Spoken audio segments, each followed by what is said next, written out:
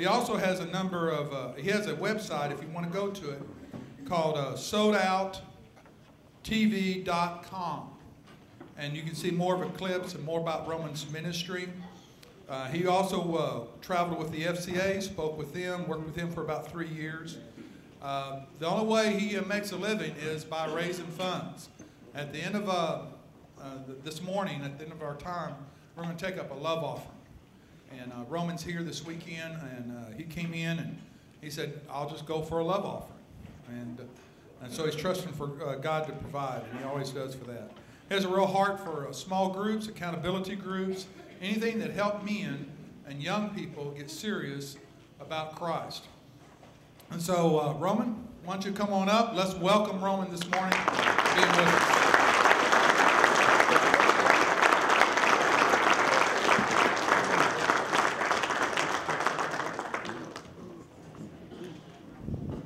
Thanks, Gary. I'm not much of a podium guy. I'd rather stand with you. This is a lot more comfortable for me. I don't know if you've watched a lot of those bloopers before, but the guy who got behind the guard instead of the center, he was the guy that I backed up in Boston in the United States Football League, and believe me, he had played Johnny Walton for years with the Philadelphia Eagles, so normally he lined up behind the center, but that day he was struggling a little bit. But he made up for it, believe me. He was a heck of a quarterback.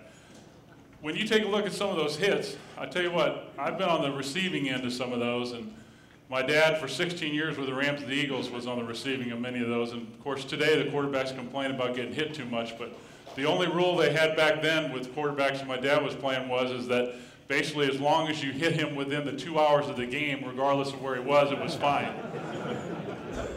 Heads weren't off limits either, like they are today too.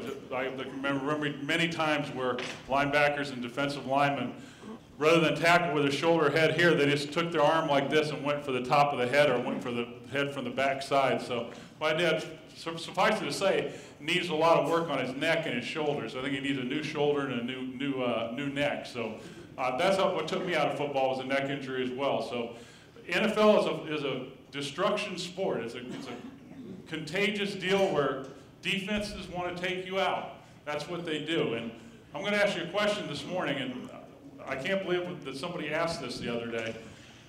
If you were a football player and you were to be embarrassed by being run through by LaDainian Tomlinson and he ran around you and you didn't touch him, that would be one of the alternatives. The second alternative would be to get run over by Ray Lewis. Which one would you choose?